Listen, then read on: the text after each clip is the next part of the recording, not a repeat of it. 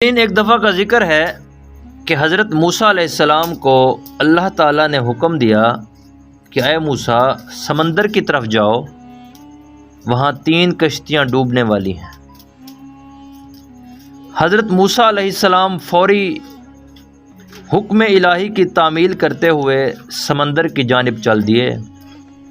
ساحل پرسکون تھا، بہت دور سے ایک کشتی آتی ہوئی دکھائی دی جو آہستہ آہستہ ساحل کی طرف بڑھ رہی تھی۔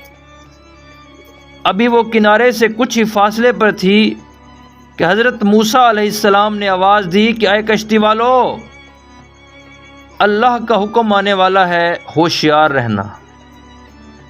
انہوں نے جواب دیا، آپ جانتے ہیں کہ اللہ کے حکم کو کوئی نہیں ٹال سکتا، ہم تو اس کے بندے ہیں جو حکم الہی کے پابند ہیں۔ کشتی والے ابھی یہ بات کہہ ہی رہے تھے کہ اچانک ایک موج اٹھی اور کشتی ڈولنے لگی۔ سوار اپنے آپ کو بچانے کی کوشش کرنے لگے، اتنے میں ایک اور زبردست موج آئی اور کشتی کو اپنے ساتھ بہا کر سمندر کی تہہ میں لے گئی۔ تھوڑی دیر میں ایک اور کشتی نظر آئی تو حضرت موسیٰ علیہ السلام نے انہیں بھی خبردار کیا اور کہا کہ اے کشتی والو، ذرا محتاط ہو کر آنا۔ انہوں نے بھی پہلے والوں کی طرح جواب دیا کہ جو کچھ ہونا ہے ہو کر رہے گا، اور کشتی کو کنارے کی طرف لاتے رہے، یہاں تک کہ ساحل کے قریب آتے آتے یہ کشتی بھی ڈوب گئی۔ حضرت موسیٰ علیہ السلام اللہ کی حکمت کے بارے میں سوچوں میں محو تھے کہ انہیں ایک تیسری کشتی آتی دکھائی دی۔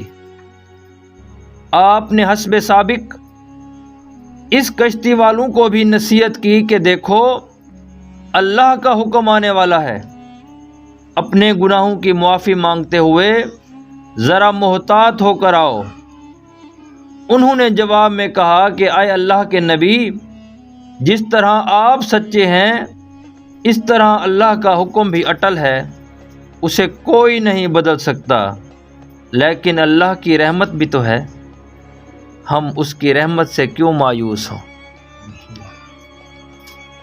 لہذا ہم اللہ کی رحمت پر بھروسہ کر کے آ رہے ہیں، اور وہ رحمت کے صدقے اور وہ اپنی رحمت کے صدقے میں ہمیں ضرور امن و سلامتی کے ساتھ کنارے پر پہنچا دے گا۔